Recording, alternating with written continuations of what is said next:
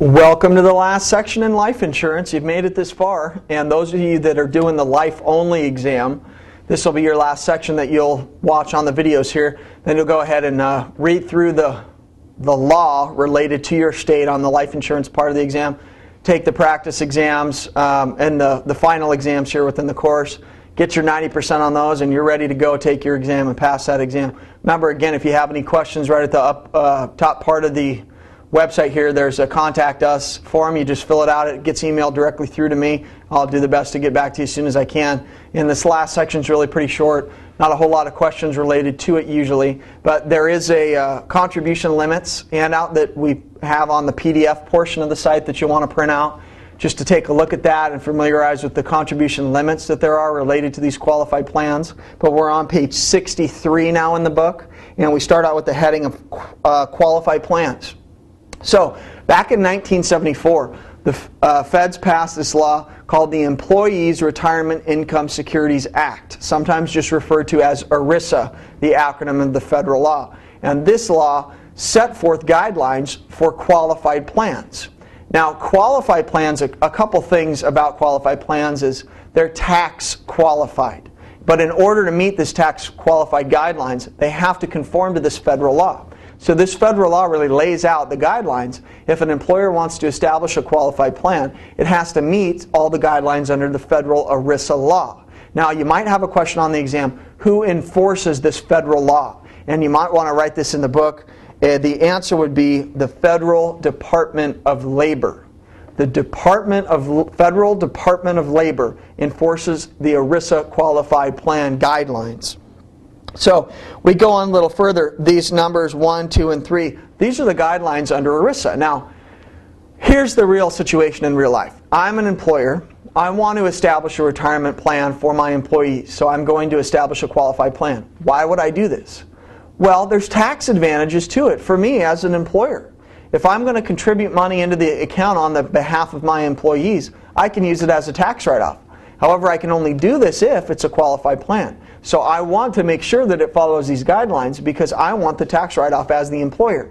Now, obviously, as a qualified plan, though, there's also tax advantages to the employee. One of those being the money contributed to the qualified plan is contributed pre-tax. So you have a lot more money going in right off the bat. And also, the growth in the account is tax deferred. So you have a compounding of growth effect in the retirement account in the qualified plan until the money's withdrawn. So if it's a qualified plan, whenever money's withdrawn, it's 100% taxable. The distribution's 100% taxable unless the person elects to do a rollover, which we talked about in the last section. So we'll see rollovers here again. Also, we're going to have the age requirement. If you're under 59 and a half, you're going to have a 10% penalty on the amount you withdraw.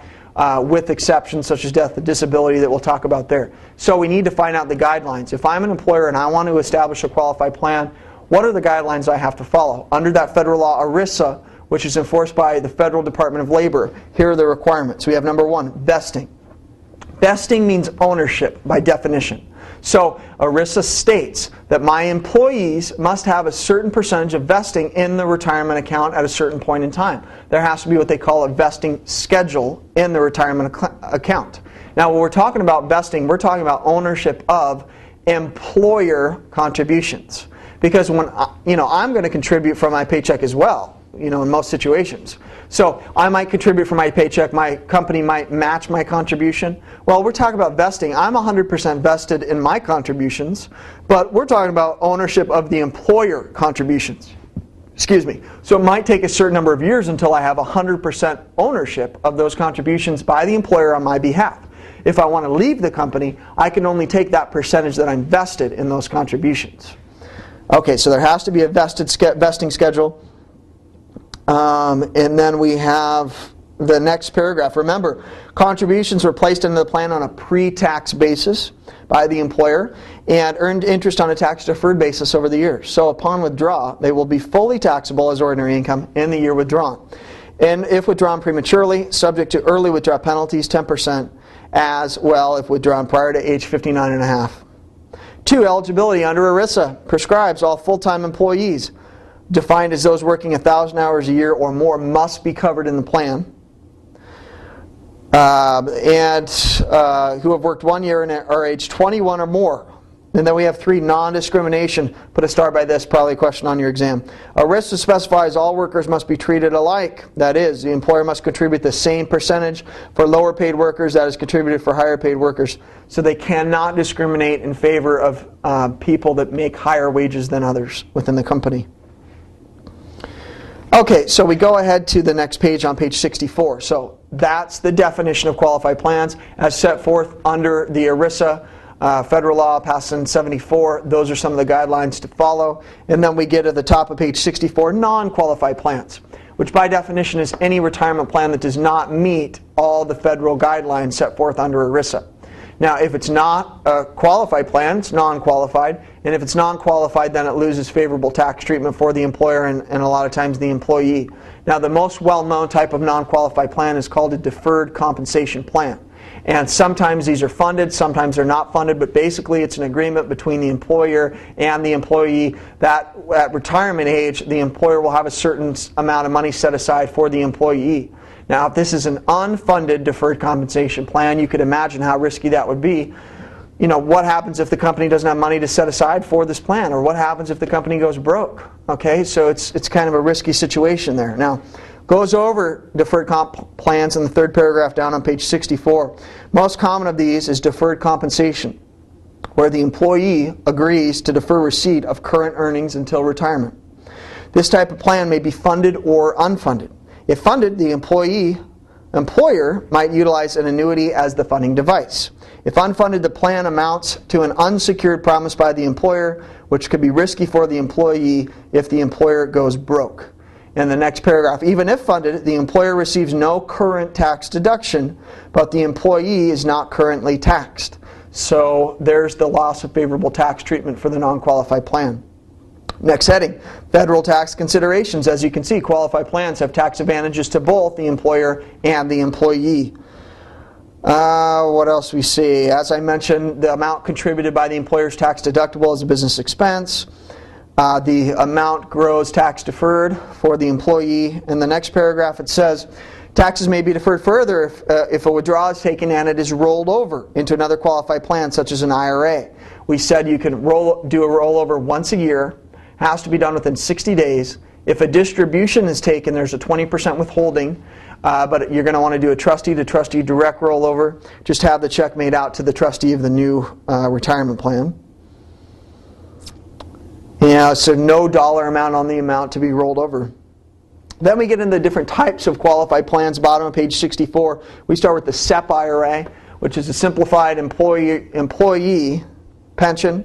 And basically it's an employer-sponsored IRA, similar to the function of a traditional IRA, but allows for employer contributions and has much higher contribution limits than just a traditional IRA, individual IRA would have.